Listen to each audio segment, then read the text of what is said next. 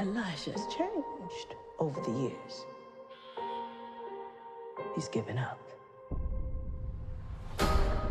We keep him heavily sedated. But there is a reason for that. He's too smart for them. You won't be lonely anymore. You have 2 new friends.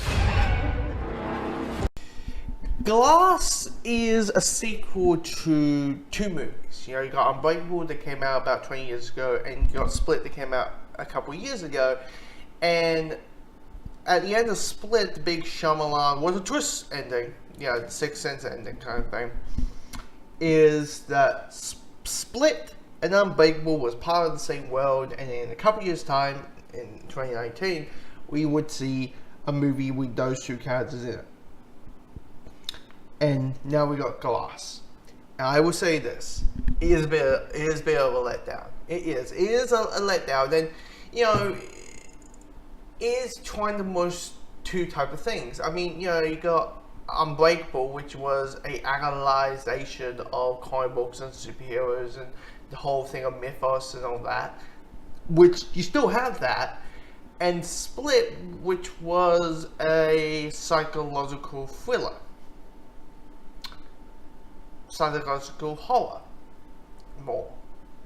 Those 2 elements could mush, and in a way, but Unbreakable is about the hero, and Split is about the villain, and you know, this is those 2 entities meeting. It just felt very jarring out for the movie because in a nutshell, this is Split 2, featuring the Unbreakable characters. That's what this movie is. Because every time we are on James McAvoy's character, Kevin, or any of his 21 personalities, you're captivated. You are glued to the screen. You are like everything you love from McAvoy's performance and more, and about Split and the whole thing. But then when we jump to the Unbreakable stuff, this pulls the film down, and it's just slow, and you just feel very uninterested of it, and it's just like the whole concept of the movie is that you have our main 3 characters, David, Glass, and Kevin, being trapped in an asylum because, you know, logically these people seem to be the only 3 people with powers, so they can't actually be superheroes or metahumans or superhuman people. They can't be, you know. And in a way, you're kind of breaking down their powers and what triggered them and what, you know, is it an illusion, is it not, that kind of stuff. And you could replay that on really well. It's just one of those things where it's like, it just was uninteresting, it was a letdown. I didn't have any high expectations just because it is Shyamalan.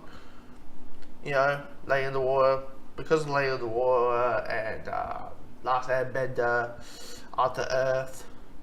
Am I missing any signs? Or the happening? Like, I'm probably missing a couple of M. Night films. It's one of those things where, like, oh, if I see like a meh or bad M. Night film, I'm not that really shocked with it. But it's just, this is a movie that I went in, I was half interested, half not. In a way, I am part of the pun Split on it. It has begun. David, I found someone who will require your full potential. You shouldn't be hiding in the shadows. You might want to try and stop us.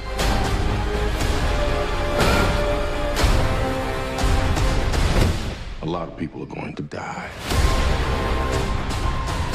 Now, who'd like a PB and J sandwich? We are not meant to have this much power. Finally, all of us together for the world to see what we are capable of. You need to get out of here.